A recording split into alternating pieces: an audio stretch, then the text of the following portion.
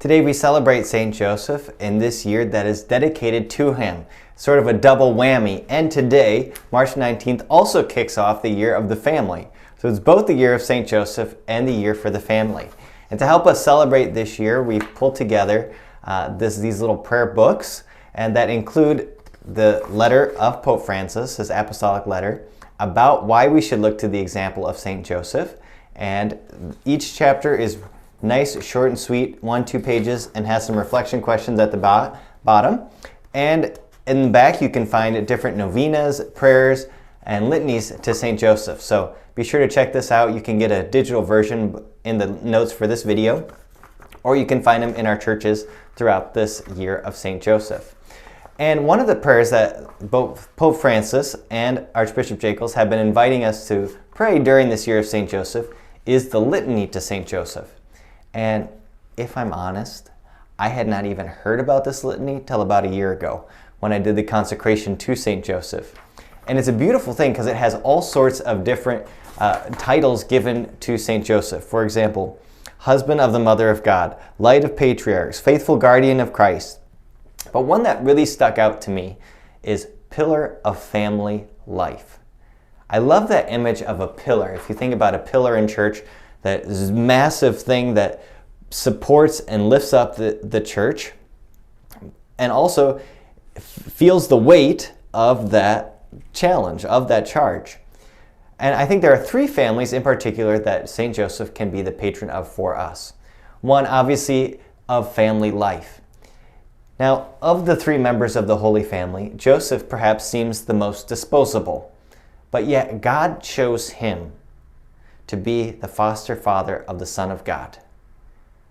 An amazing challenge that God chose this sinful man to teach Jesus how to pray, to teach Jesus how to trust the Father. He chose Joseph to be that model for him. And Joseph was the pillar for his own family.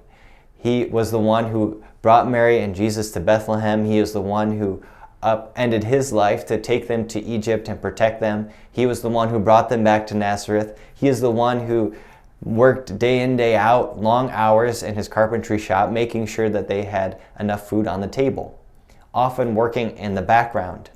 He was a pillar for his family. And as goes the father, often so goes the family. And just as if you took a pillar out of church, the whole thing would become weaker, so too with family life. When dad is taken out of the picture, it jeopardizes the family. And we can see in our world today so many issues facing the family, and we're reminded in this year of St. Joseph of the importance of men of faith, of fathers, or father figures, who can be like pillars for their families, who can bear the weight of that challenge, of that charge, and also be that support to others. So not only is he the patron of families, he's also the patron of the family of the church. Now what's interesting is there has been a lot of momentum in recent years to honor St. Joseph. It's almost taken 1800 years for us to really get momentum around St. Joseph. And it's one of the fruits of the times in which we live. The reason why we're celebrating this year as the year dedicated to St. Joseph is it falls on the 150th anniversary of St. Joseph being declared patron of the universal church. Now, the idea is that just as Joseph cared for Jesus in this earth, so too he cares for the body of Jesus, the body of Christ, the church here on earth. And so from the time of naming him patron of the universal church to recent apparitions in Fatima and in Knock, Ireland, in which St. Joseph also appears with other figures, we also see this increased devotion to him in papal writings. We see it in his addition to the divine praises, and most recently in his addition into all of the Eucharistic prayers that happened just at the beginning of Pope Francis's time as Pope. He's added in St. Joseph, her most chaste spouse, you will hear during the Eucharistic prayer anytime you come to Mass now. St. Joseph is a model and protector for the universal church. And as during this year of COVID, the church has been rocked in lots of ways. And we know that the church is being attacked, and we know churches throughout the world, especially where Christians are persecuted, but also internally, with sin. We need the example of St. Joseph to protect and guard the church and to be that support to the church.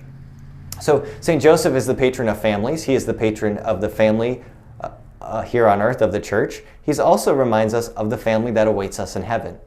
St. Joseph is also the patron of a happy death. Now that might sound really bizarre to us, but the idea is that St. Joseph passed away with Mary and Jesus at his side. Pretty good company. Imagine them encouraging him to trust in God's love and God's mercy. Jesus speaking words of hope to them in that most delicate moment. And Joseph is a reminder for us to trust for us in that most difficult moment when we will pass from this life to the next. In both our family life, in both the church, in both the communion of saints, Joseph is the one who wants to guard and protect and unite the family. Whether it's our families, whether it's the family of the church, or whether it's the family that awaits us in heaven. So today, as we begin this journey of St. Joseph, and this year honoring him, we give thanks to God for his example and pray that he will protect our families, to keep them safe, to keep them always united in the love of Christ.